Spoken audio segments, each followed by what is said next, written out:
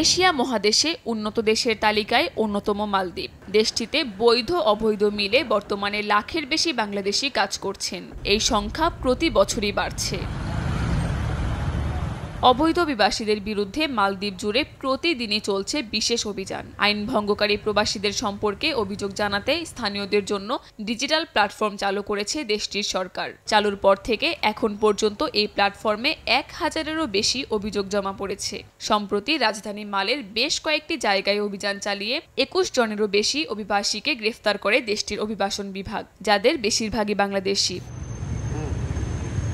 মালদ্বীপ প্রশাসনের কঠোর অবস্থানে দেশটিতে বসবাসরত বৈধ ও অবৈধ অভিবাসীরা বিপাকে পড়েছেন বলে জানান প্রবাসীরা।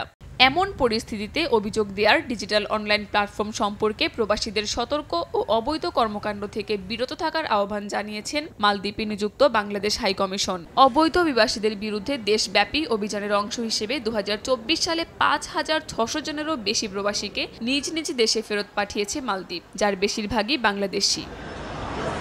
সময় সংবাদ, মালদ্বীপ।